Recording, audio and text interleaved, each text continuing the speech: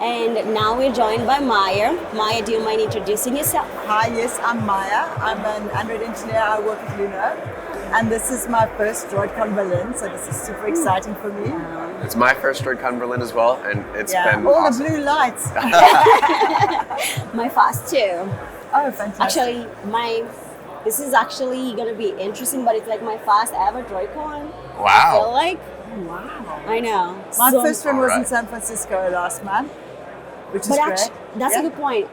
It's not my first one. Like, I've done talks, but not attended in person because of the pandemic. Yeah. Yeah, pretty tough. Yeah, I guess I did do a talk at a DroidCon virtually, Yeah. and that's how I started doing DroidCon talks. Nice. Because before it was a bit difficult out of South Africa to try and organize that with leave and with planes and with everything. And so my first DroidCon talk was a virtual one, which I co-talked with a colleague of mine. Wow. And so Amazing. this year, after the pandemic, it's my first in-person talk. So So what do you think? How's it been presenting in person? yeah, so it's interesting because presenting virtually, it's like the screen is smaller and I know everybody can read, so it's like I put more things on the slide and I can talk with my hands because I know the camera's just here. Yeah. But just the different scale, being in front of everybody, having everybody there and having the huge screen behind Yeah. me and trying to stop myself from looking up at the screen, because if you're looking up at the screen, I'm looking away from the audience, whereas true. when I'm presenting virtually, I'm actually looking at the screen and at the audience directly. So there's that. Wow. And then in a way, the gestures are bigger. Yeah. The way that I construct the talk needs to be like a bigger story because it's just a bigger space. Yeah. The thing that's similar is that online you don't see people's faces. That's true. And here you've got lights on you and I can't see the people's faces anyway. So I have to use that same imagination of imagining people on the other side and then talking to the people I'm imagining. Oh, interesting. Wow, that's pretty interesting to hear. So the thing that's cool though is that the in-person conference, at the end of a talk, I'm always thinking, oh, did they even listen? Were they sleeping? And then someone comes up to me and said, oh, I like that little piece, or this was really interesting, or our project is exactly at the same point, and it's so cool to hear that that's where you're busy doing this or that. So that in-person feedback has been fantastic. It's perfect. And actually that brings me to another question. We were just talking earlier before we started this program about how you prepare for your talks. And I was wondering, what is the best tip you have for anybody that Okay, so we were just talking about it. So the thing is that we just said was that if I'm speaking out to people, I want my throat here to be relaxed. Yes. Because if it's like this, then I sound horrible. Yeah. So the good tip here is to go like that.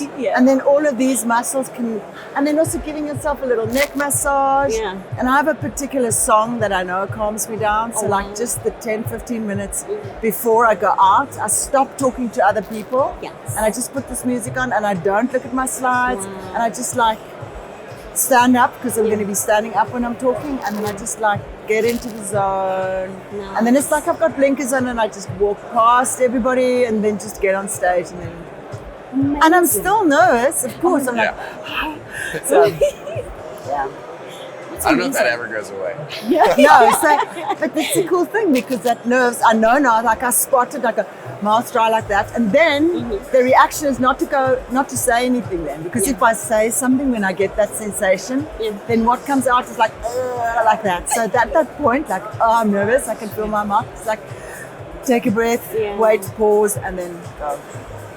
I think for me, what I've done before, drink some water and try to wiggle too. Try to stretch a little bit. Yeah, I know. Yeah, that song works for that as well, right? I'm taking notes. Yeah, so Matt is one of the people taking notes because it's going to be his first talk, actually. When? DroidCon New York in September. Oh, so exciting. Yep. Cool. What are you talking on? I'm talking about how Android is going. It's grown so much that it's on so many different devices, more than just phones now, and how a bunch of users might not even realize they're using Android, and how to cater to those users and protect them and make sure that they have a good experience as well. Oh, cool. Yeah, because it's on fitness equipment in cars. It's on and in those airplane TVs displays. in the airplanes. Yep. Everything. ATMs maybe. Yeah, I don't know. anything with a touch screen is maybe running Android. So air conditioning control units. Maybe, who knows? Could be. All those Android computers, and we have to write code to tell them what to do, right? Yeah. Wow, more job for 100 people. Yeah. and more work for the community. Yeah. And more practice for Maia. Yeah. Very cool. So you gave a talk this weekend. Yes. What was it about? So my talk was yesterday, and what I did was, everybody's learning Compose now. I mean, if you speak to any Android engineer, they're learning Compose. And when you learn Compose, you just go into a Hello World app or like a simple to-do app. I wanted to see what it was like if I took a big app that's been around for a while with all the problems that big, large apps have. And what would it be like to build Compose into that app? Yes. And the app I chose was an open source app, so all of the code is open source. And so I did that, exactly that, and went through my journey and described the monsters that I encountered on the way to trying to do that. And then tried to relate those kinds of issues that I found.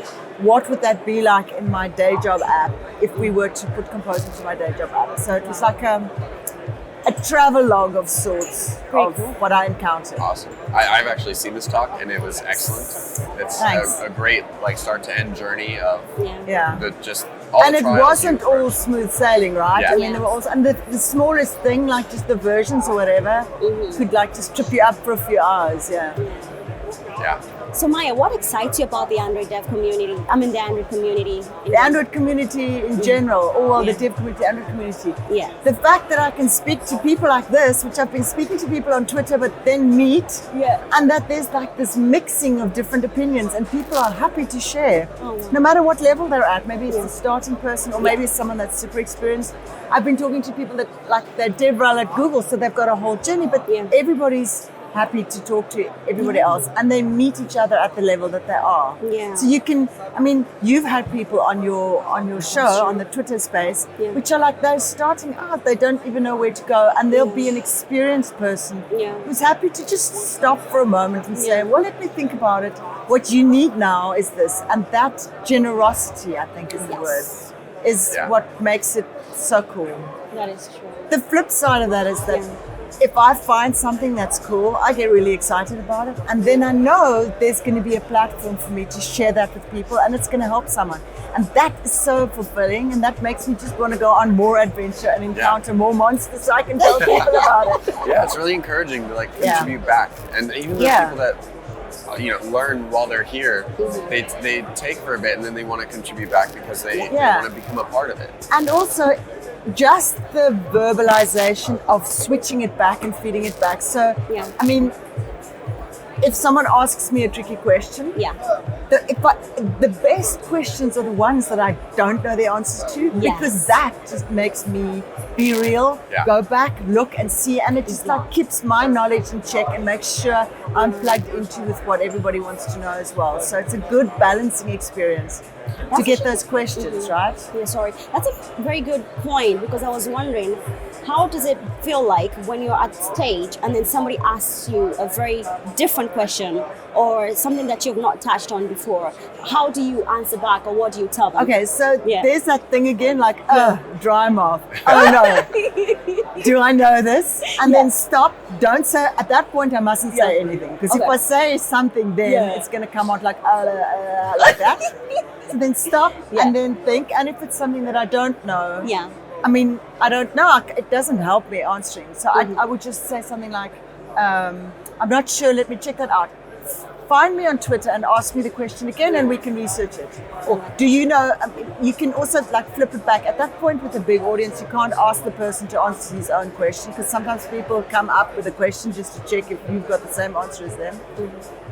But there's something empowering to be able to stand in front of a large group of people and say, I don't know. I know all of these things I told you in the 40 minutes, which I researched, but that one thing, I don't know. And it's impossible to know everything, you know. And the first time it might feel like you're being put on the spot. I'm being put on the spot, but it's quite liberating doing it a few more times, because then I have a topic, I can do the research and then go back to Twitter and say, listen, someone asked me this question and the answer is, and then it again feeds back and then I know it for next time. So yeah. That's a I very mean, good that's great. point. Yeah. Like, Yeah. that's the other huge benefit is coming across these things that might not have answers together. Yeah. And maybe Yeah. someone in the audience knows and then can Yeah, contribute, or and the someone else. place where I don't want to be is being in a situation where I feel like I know everything, because that's impossible. No one knows everything. But if I'm in a situation where I'm thinking I know everything, I'm blocking myself from asking those tricky questions, from learning those new things. So the best way for me to like break out of that is to speak to people and get them to ask me difficult questions. Yeah. I like that very much because I remember one day I gave a talk too, and I got a question that I didn't know anything about. I actually did the same, like just tell them I will look into the question later and kind of like give the answer later too. Yeah. But sometimes you don't want to answer wrongly or talk about something you don't know. Yeah. So that's the other thing about also the talks. Like it's a continuing loop of feedback where people can follow you and then you can even keep the discussion going. Yeah. Which So is awesome. the question opportunity is just a place for a conversation. Yes. If I'm in a day where it's like, I had a rough night, I didn't sleep well, I've got jet lag, I'm doing my talk now, but I really don't have the energy for any conversations, then at the end of the talk, I don't say I'll take questions now. I say, thank you very much. If you need to speak to me, talk to me on Twitter. If I know it's going to be a difficult thing to do. Cool. So there's always that. Yeah. You can choose. Yeah. So when It's you do empowering. your talk, Matt, you can choose. Great tips for Matt. Yeah. I'm excited. I'm looking forward to it. Yeah. No, you got this. I think he's a natural. Yeah. If you can talk to lots of people online where you can't see them, you can talk to lots of people in an audience where you That's can't true. see them. Yeah, it'll be fine. Yeah. It's going to be fun. Cool. Well, thank you so much for joining us today, Maya. Pleasure. This has been Pleasure. amazing. We were really glad to catch you. Okay, cool. And enjoy the rest of the conference. Yes, Oh, thank you you. too. Thank you very much, Maya. You're awesome. Right? Yeah. Yeah. Yeah?